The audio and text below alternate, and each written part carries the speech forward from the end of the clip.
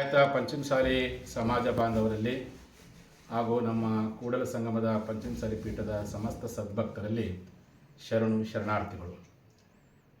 ಪಂಚಮಸಾಲಿ ಸಮುದಾಯಕ್ಕೆ ಎರಡೇ ಮೀಸಲಾತಿ ಕುರಿತು ಚರ್ಚಿಸಲು ಸಮಾಜದಲ್ಲಿರುವಂಥ ಕೆಲವೊಂದು ಭಿನ್ನಾಭಿಪ್ರಾಯಗಳನ್ನು ಸರಿಪಡಿಸಲಿಕ್ಕೋಸ್ಕರವಾಗಿ ಏಪ್ರಿಲ್ 20ನೇ ತಾರೀಕು ಭಾನುವಾರ ಮಧ್ಯಾಹ್ನ 3 ಗಂಟೆಗೆ ನಮ್ಮ ಕೂಡಲ ಸಂಗಮದ ಲಿಂಗಾಯತ ಪಂಚಮಸಾಲಿ ಜಗದ್ಗುರು ಮಹಾಪೀಠದಲ್ಲಿ ಕರೆಯಲಾಗಿದ್ದಂತಹ ನಮ್ಮ ಸಮಾಜದ ರಾಜ್ಯ ಮಟ್ಟದ ಸಭೆ, ಆ ಸಭೆಗೆ ಈಗಾಗಲೇ ಗುರುಗಳ ಮಾತಿಗೆ ಹೋಗೊಟ್ಟು ಲಕ್ಷಾಂತರ ಸಂಖ್ಯೆಯಲ್ಲಿ ಸಮಾಜ ಬಂಧುಗಳು ಬರಲಿಕ್ಕೆ ಎಲ್ಲರೂ ಸಹ ತಾವು ತಯಾರಾಗಿದ್ದೀರಿ.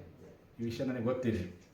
ಈ ಒಂದು ಹಿನ್ನೆಲೆ ಒಳಗೆ ನಮ್ಮ ಸಮಾಜದ ಶಾಸಕರಾಗಿರ್ತಕ್ಕಂಥ ವಿನಯ್ ಕುಲಕರ್ಣಿಯವರು, ಮಾಜಿ ಸಚಿವರಾದ ಎ ಬಿ ಪಾಟೀಲ್ ಅವರು, ಮಾಜಿ ಶಾಸಕರಾಗಿರ್ತಕ್ಕಂಥ ಶಿವಶಂಕರ್ ಅವರ ಮಧ್ಯಸ್ಥಿತಿಯಲ್ಲಿ ನಮ್ಮ ಸಮಾಜದ ಒಗ್ಗಟ್ಟನ್ನು ಮತ್ತೆ ನಾವು ಮುಂದುವರ್ಸ್ಕೊಂಡು ಹೋಗಬೇಕು.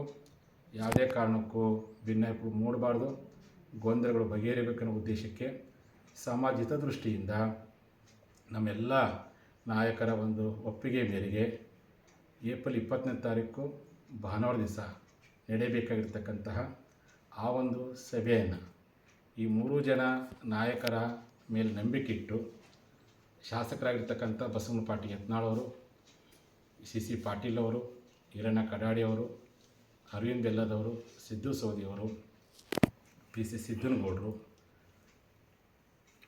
ನಮ್ಮ ಕರಡಿ ಸಂಗಣ್ಣವರು, ಶಿವರಾಮಗೌಡರು, ರಾಜು ಕಾಗಿಯವರು, ಇನ್ನು ಅನೇಕ ನಮ್ಮ ಸಮುದಾಯದ ಎಲ್ಲ ಜನಪ್ರತಿನಿಧಿಗಳ ಸಲಹೆ ಮೇರೆಗೆ ಸಮಾಜದ ವಿವಿಧ ಘಟಕಗಳ ಪದಾಧಿಕಾರಿಗಳ ಒಪ್ಪಿಗೆಯನ್ನು ಪಡ್ಕೊಂಡು 20ನೇ ತಾರೀಕು ನಡೆಯಬೇಕಾಗಿರ್ತಕ್ಕಂಥ ರಾಜ್ಯ ಮಟ್ಟದ ಲಿಂಗಾಯತ ಪಂಚಮಸಾಲಿ ಸಮಾಜ ಬಾಂಧವರ ಸಭೆಯನ್ನು ಹಿರಿಯರ ಮಾತಿಗೆ ಗೌರವ ಕೊಟ್ಟು ಹಿರಿಯರ ಮಾತಿಗೆ ಹೋಗೊಟ್ಟು ನಾವು ಮುಂದೂಡಲಾಗಿದೆ. ಆದಷ್ಟು ಬೇಗನೆ ಬೆಳಗಾವಿಯಲ್ಲಿ ಅಥವಾ ಮತ್ತು ಯಾವುದಾದ್ರೂ ಒಂದು ಪ್ರಮುಖ ಊರಲ್ಲಿ ಶಾಶ್ವತವಾಗಿರ್ತಕ್ಕಂತಹ ಪರಿಹಾರವನ್ನು ಕಂಡುಕೊಳ್ಳುವ ಹಿನ್ನೆಲೆ ಒಳಗೆ ನಾವೆಲ್ಲರೂ ಮತ್ತೊಮ್ಮೆ ಒಂದೇ ತಾಯಿ ಮಕ್ಕಳಂತೆ ಸಮಾಜದ ಒಗ್ಗಟ್ಟನ್ನು ತೋರಿಸಲಿಕ್ಕೋಸ್ಕರವಾಗಿ ಮುಂದಿನ ನಾವೆಲ್ಲರೂ ಕೂಡಿ ಚರ್ಚಿಸುವ ಪ್ರಯತ್ನವನ್ನು ನಾವೆಲ್ಲರೂ ಕೂಡ ಮಾಡೋಣ. ಹಾಗಾಗಿ ಈ ಒಂದು ಶಿವಶಂಕರ್ ಅವರು ನಿನ್ನೆ ಹೇಳಿಕೆ ಕೊಟ್ಟಂತಹ ಏನು ಹಿನ್ನೆಲೆಯಲ್ಲಿ ಅವರ ಮಾತಿಗೆ ಹೋಗೊಟ್ಟು ನಾವು ಅವರ ಒಂದು ಹೇಳಿಕೆಗೆ ಬದ್ಧರಾಗಿ 20ನೇ ತಾರೀಕು ನಡೆಯಬೇಕಾಗಿರ್ತಕ್ಕಂಥ ಆ ಒಂದು ಸಭೆಯನ್ನು ಇವತ್ತು ಮುಂದೂಡಲಾಗಿದೆ.